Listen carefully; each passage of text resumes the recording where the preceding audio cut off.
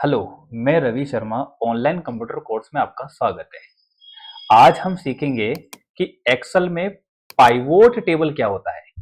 आपने नाम सुना होगा। देखो, एक्सेल एक कंप्यूटर का सबसे मोस्ट और इम्पोर्टेंट पार्ट होता है। ये आपको कंप्लीट आना चाहिए। इसमें फॉर्मूलाज होता है। 99% कंपनियों में एक्सेल से जॉब मिल जाती है। तो आज हम सीखेंगे पाइवोट टेबल जो होता है वो किस तरह से एक्सेल में काम करता है।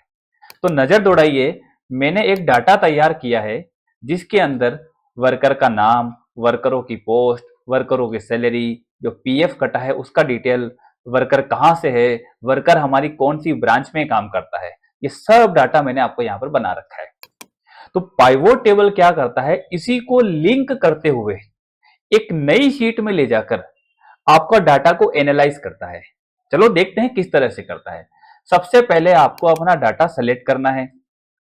सेलेक्ट करने के बाद इंसर्ट में आता है पाइवोट टेबल। जब आप यहां से पाइवोट टेबल पे जाओगे तो देखो ये क्लियरली कहता है न्यू वर्कशीट। आप चाहो तो पुरानी वर्कशीट में भी आप कैसे लिंक बना सकते हो, लेकिन हम नई वर्कशीट में जाते हैं। देखो, अभी आपने जितना भी काम किया है वो शीट नंबर 1 में किया है। तो जब आप न्यू वर्कशीट में ओके रखते हो तो ये पूरा का पूरा जो फाइल है, ये जो डाटा है, ये आपको नई शीट में ले जाकर, देखो शीट नंबर 2 में आ चुके अपन, और नई शीट में ले जाकर आपका लिंक रेडी कर देगा। अब आप नजर दौड़ाइए, ओके करने के बाद आपको इधर कुछ भी दिखाई नहीं दे रहा, और आपकी जो हेडिंग्स थी वो हेडिंग्स आपको देखो इधर दिखाई दे रही है।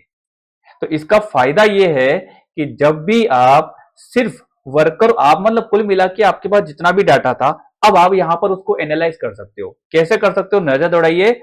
अगर मैंने कहा मुझे सिर्फ वर्कर का नाम चाहिए, तो देखो वर्कर के नाम पर क्लिक करते ही इसने पूरा का पूरा डाटा हटा दिया है और सिर्फ वर्कर का नाम आपके शो कर दिया है। अगर मैं चाहता हूं कि नहीं सर, अब मुझे उनकी सैलरी भी चाहिए और पीएफ भी चाहिए, तो नजर दौड़ाइए, आपके पास जो काम था वो तो कंप्लीट था, लेकिन जैसे ही हम पाइवोट टेबल से लिंक कर चुके हैं तो अब आपको जो कॉलम चाहिए सिर्फ वही कॉलम आपको यहां पर दिखा रहा है। अब आप चाहो तो इस कॉलम का प्रिंट निकाल लीजिए। अगर हम चाहें कि नहीं सर हमको इस तरह से डाटा नहीं चाहिए, तो हमें तो ये बताओ कि कौन सी ब्रांच में, तो देखो पहले ब्रांच को क्लिक किया, कौन कौन काम करता है तो लो वर्करों पे क्लिक किया, और अब उनकी सैलरी। तो नजर दौड़ाइए, इस तरह की लिस्ट बनाने में आप आधा घंटा निकाल दोगे। यहां पर कुछ ही क्लिक में आपको पता चल गया कि इस कंपनी में कितने लोग काम करते हैं, इस कंपनी के कितने लोग हैं और इस कंपनी के कितने लोग हैं, प्लस सबकी अलग अलग सैलरी विथ टोटलिंग यहां पर आपको दिखा चुका है।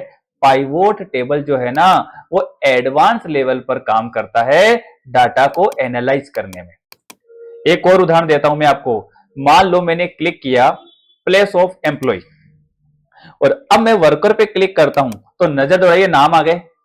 लेकिन मान लो मैं चाहता हूं कि मुझे नाम पता ना चले, मुझे पता चले इनकी संख्या, कि सर यहां पर कौन से प्लेस पर कितने एम्प्लॉय आते हैं, मतलब हमारे पता चलना चाहिए कि अजमेर से कितने लोग आते हैं, जयपुर से कितने लोग आते हैं। तो अगर आपको यह बताना है तो जब आप वर्कर नेम पे क्लिक करते हो तो यहां नजर दौड़ाइए, ये आपको क्या करता है, वर्कर नेम जाता है रो में। तो आप इसको यहां से उठा के क्लिक दबा के वैल्यू में छोड़ दो। जब आप यहां नीचे ध्यान दो, नीचे डेट के ऊपर वैल्यू में जब आप छोड़ोगे तो अब आपको दिखा दिया जाएगा कि आपके अजमेर में 8 लोग हैं, जयपुर के 6 लोग हैं, किशनगढ़ के भी 6 लोग हैं।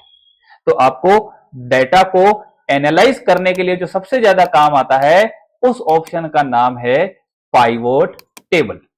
तो अपनी कंपनी में जब ऑलरेडी डाटा होता है और जब आपको किसी एनालाइज करना हो, अलग अलग रिपोर्टें निकालनी हो उस डाटा में से, तो आप इस पाइवोट टेबल को अच्छी तरह से यूज ले सकते हो। पाइवोट टेबल और भी एडवांस है। आज हम इतना ही सीखेंगे। हमारी और भी ऑनलाइन क्लासेज यहां पर चलेगी। तो अगर आपने हमारे यूट्यूब अकाउंट को अभी तक सब्सक्राइब नहीं किया है, आप देखो इस हमारे जो चैनल है मल्टी कंप्यूटर ऑनलाइन क्लास, इसमें हमने एक्सेल के इंपोर्टेंट फॉर्मूला भी इंस्टॉल वीडियो रिकॉर्ड कर रखा है, तो आप उनको भी देख सकते हो। और भी आगे की क्लासेस देखने के लिए हमको सब्सक्राइब करें, लाइक करें और एक अच्छा सा कमेंट जरूर करें। तो आज की क्लास यही तक। धन्यवाद, थैंक यू।